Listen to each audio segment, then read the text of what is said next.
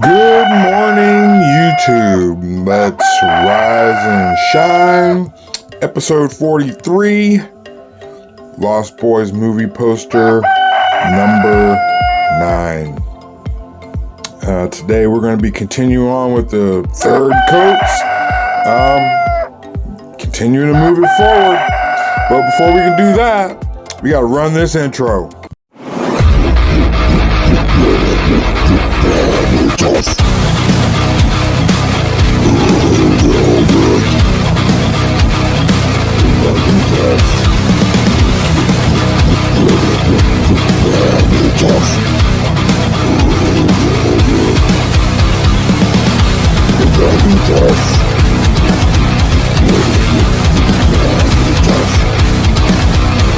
You are watching Velvet Vanitas. All right, you guys, welcome to the studio.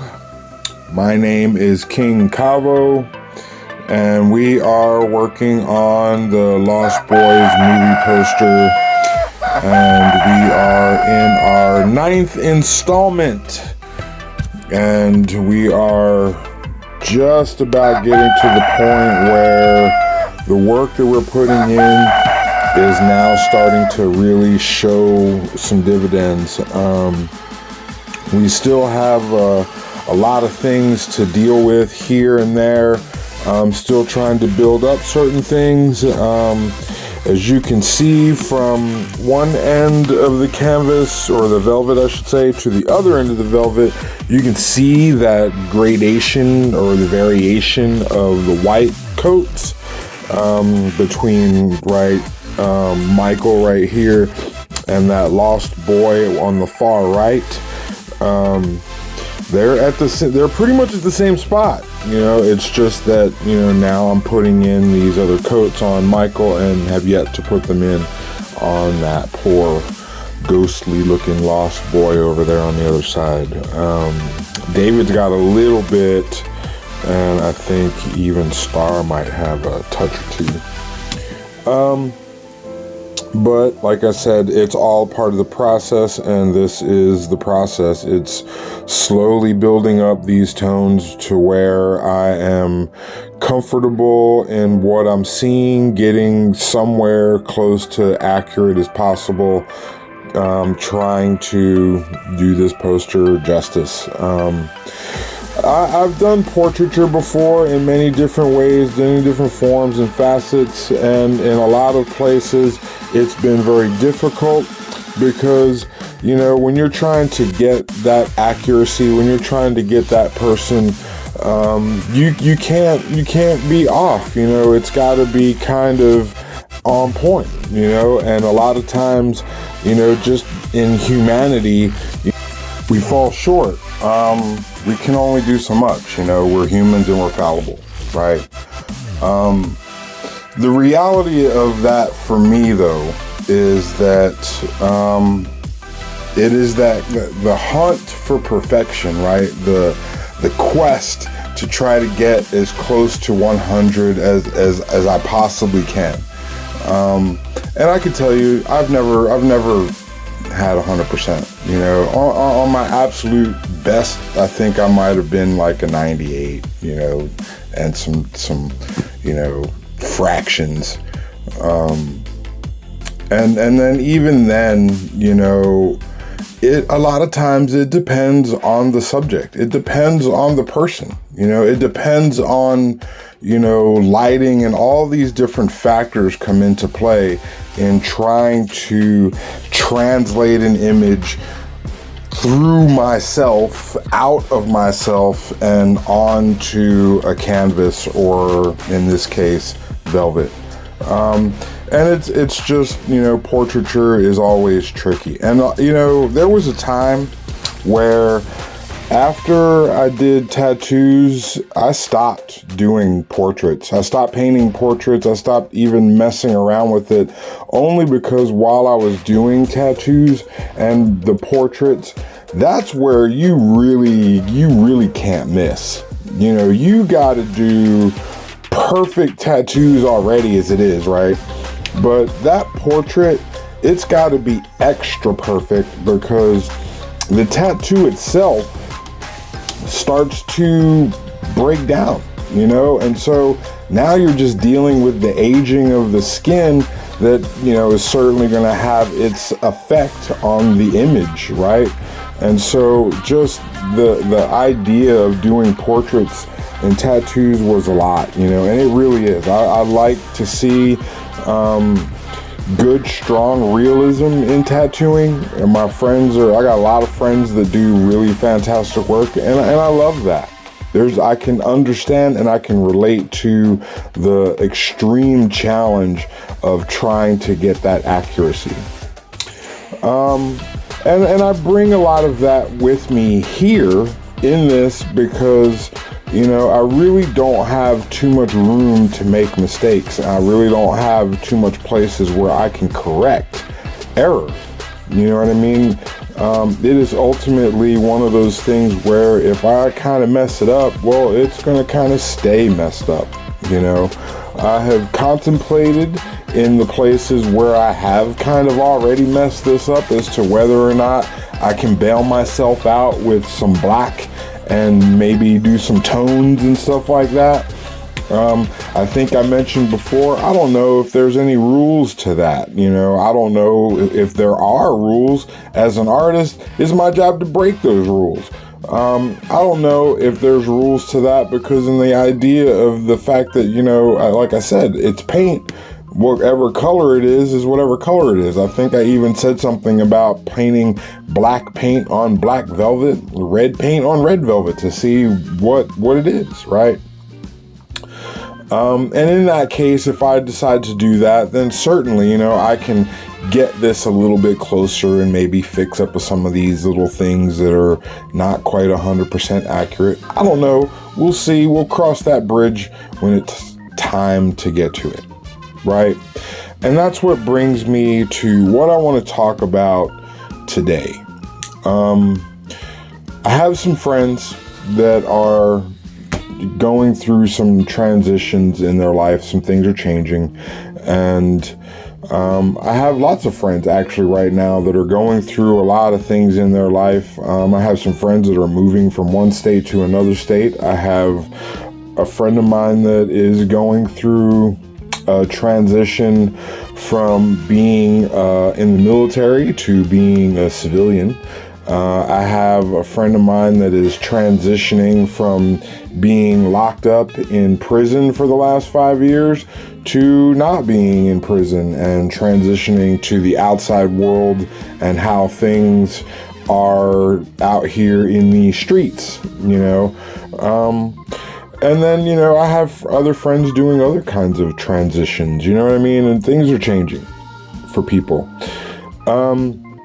What I can say is, until we actually fall off this planet and no longer exist, we are ever moving forward, right? And the thing about ever moving forward is that it implies the future, right? And what I will tell you is that I don't know what your religious standing is, but whether you believe or don't believe is irrelevant to me. The thing that I'm about to tell you is completely true. And that is this. Ultimately, right, you can't live in the future. Why? Because tomorrow is not promised, right? That's the scripture I got for you. It's not even a scripture. It's just, Jesus says, right? Tomorrow's not promised, right? And that we can't really live in the past because the past no longer exists. The past is kind of like in the same place as the future. It's that since we haven't gotten to the future, we don't know it. And although the past is gone, they're both kind of in that same, non-existence, because all we have is now. All we have is this tangible moment. And what I have come to understand, right?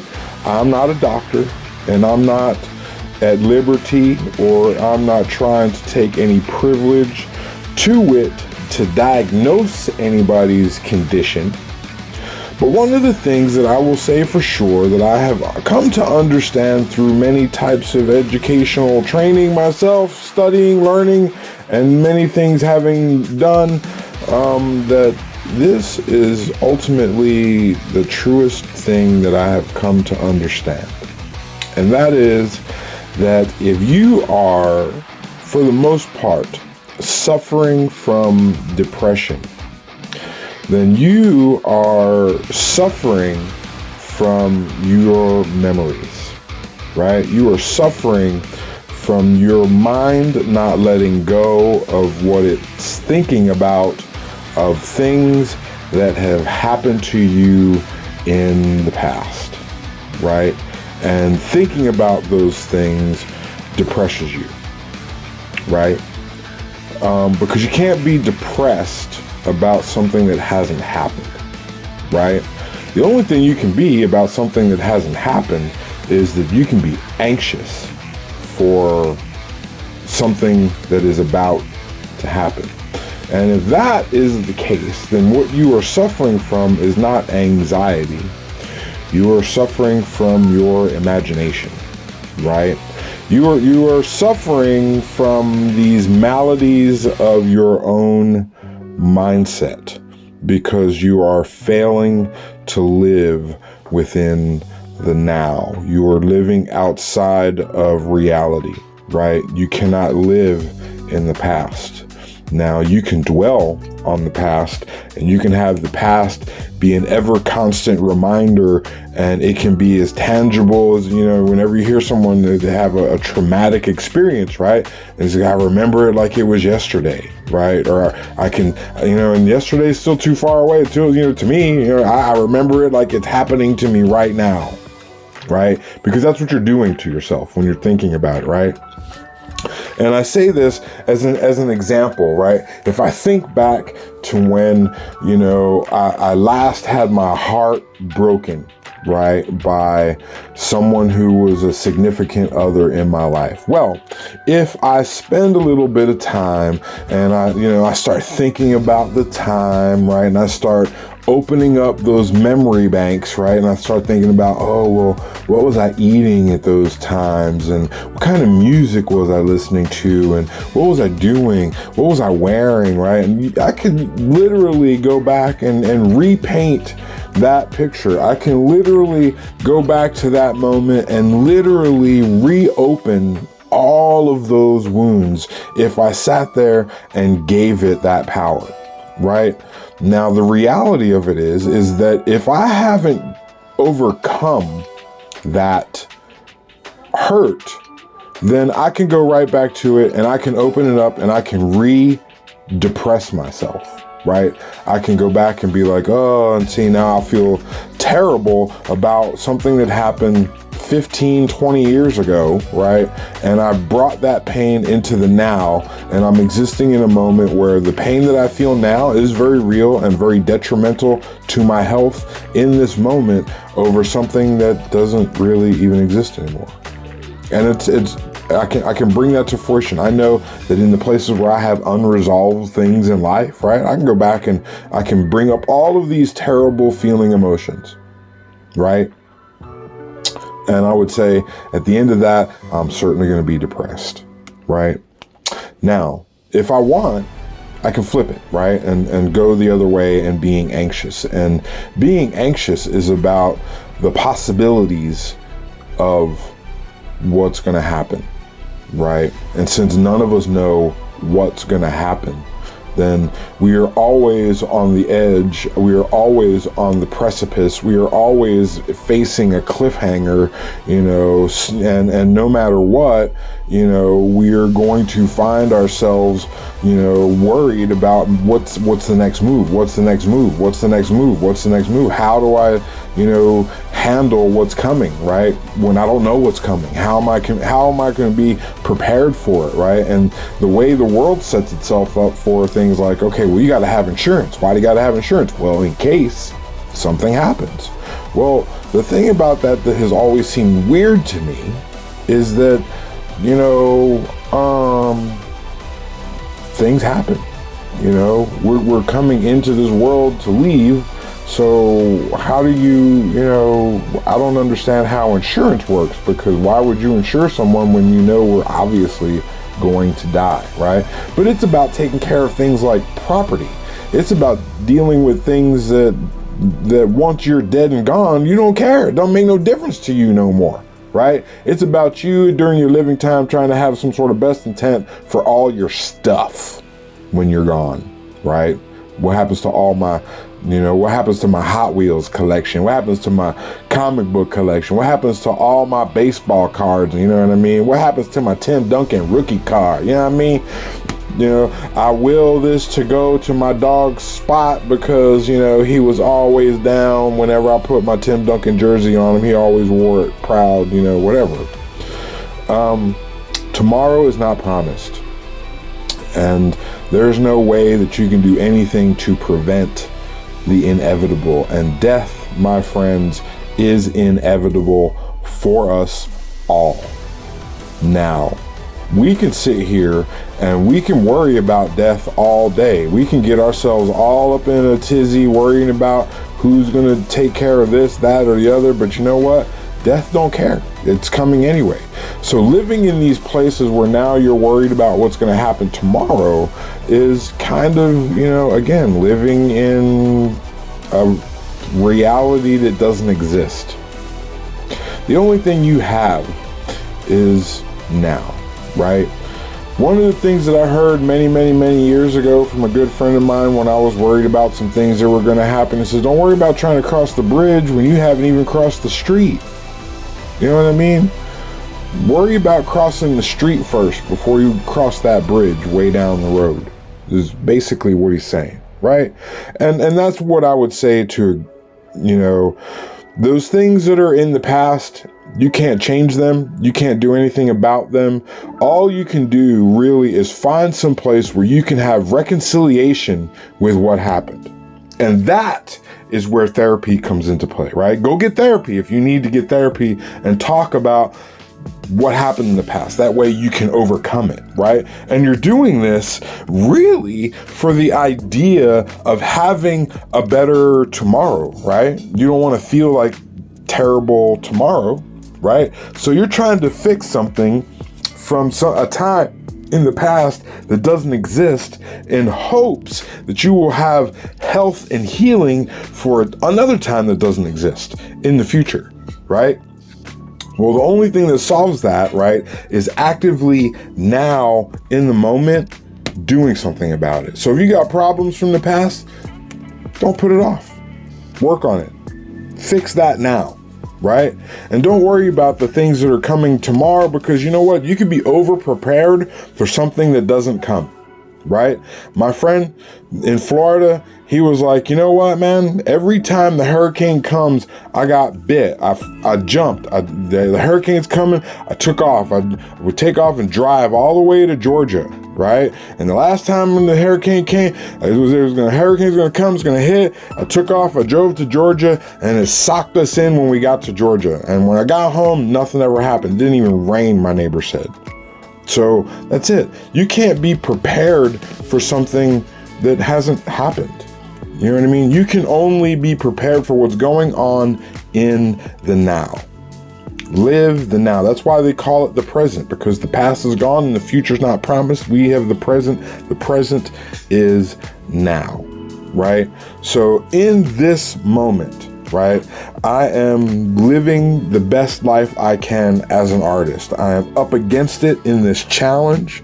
You know, all my synapses are firing because, you know, I'm trying to, you know, I'm trying to envision what I'm trying to do. I'm trying to make it all work. You know what I mean? It's tangible in my hands. I feel the brush, right? I also feel my shoulders stiff, right? I feel my neck. I feel all these things. I change my focus of my eyes. I look at different things, you know, and I'm in this moment. And in this moment, right, what does he say? I am happy, right? That's because I'm living in this now. Now, the reality of this is that I'm capturing this on film for posterity. And so what will happen is that this will slip into the ether of the past, right? And the beauty of video is that you can recall it into the now, and you can see what happened yesterday right now in front of you, right? And so the likelihood is if you haven't really understood this whole process, right, is that every time you have ever watched a video, you are watching something that has already happened. Right? So you are looking, even though it's the first time, you're looking at something that has already occurred. You're looking at the past. This isn't live, right? And it isn't that I really want to do live videos or anything to that effect. I kind of really don't, because life is hard. And to try and script everything and put it all together, excuse me, and do this where there's no hitches in the giddy up, as it were, nah, too tricky for that. Right? I live in a house. I got dogs in this house. I got a kid in this house. I have a wife. There's things going on, and there's noise. You know what I mean? So it's better. I'm sure you can probably hear stuff going on now, you know? And then in that, you know, phone rings, text messages, all that stuff, right? Also, in live, I got some music playing that I probably can't put up on YouTube because of copyright laws, right? And all that. But let me just say that I am grateful to share this moment with you in the now, right? And for those of you who in the future will come to watch this video that has occurred in the past, and we're in this little time loop circle right now, because in this moment as I'm speaking, it's now, right? But that word is gone, and it's already captured on tape. Well, it's not even tape, right? It's digital for posterity, whatever. And then eventually I'll load it up on YouTube, and then it'll be there until there's no more YouTube, right? But at some point, it could be, who knows, 100 years. Who knows how long YouTube's gonna last, right? Somebody will be able to come and hit this video, and boom, they'll see some past. You know, you can go and revisit things from yesteryear, right?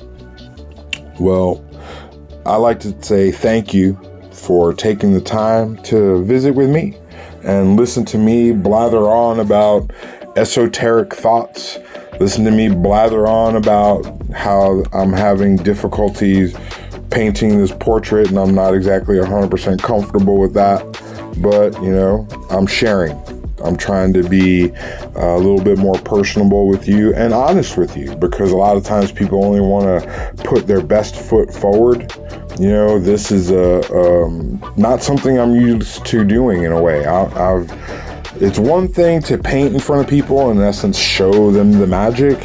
It's another thing to paint and do something where you know that you're not happy with things going on, and so now you're putting out what you would feel to be less than perfect, right?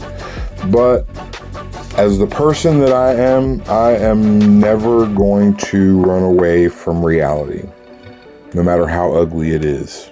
No matter how beautiful it is, I am always going to do my best to keep it real with you, so that my integrity from the past takes me into the future, right? So that when I'm no longer here and they're talking about old King Kavo, that they have a good word in their mouth about how that dude was, right? What kind of artist he was, right? And then those who know that I'm not exactly perfect, and I've done a lot of terrible things. And, you know, hey, I'm only human. The best I can do is hope to be forgiven. And, you know, maybe I'll be blessed enough to go to heaven, right? That's what we all want. Well, you know, I really just want to be able to see my loved ones from the past that I miss. Right, that's really it. But I would like to thank you guys for watching. Like I said, I greatly appreciate all of your attention, you know, your being here. You know, I'm doing this to kind of put things out here for posterity, but, you know, also to be seen, right? Art by King Kavo. That's right, your man. You need some velvet in your life. Hit me up. Thanks for watching. I'm out.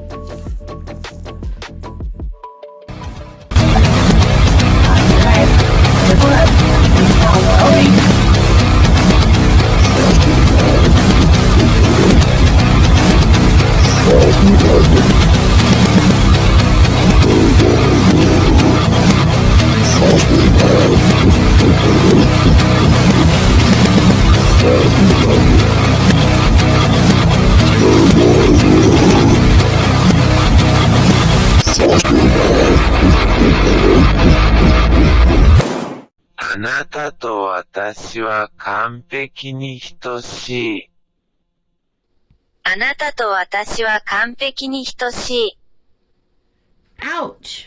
Watch where you're poking that, mister. Assimilate algorithm resistance is futile.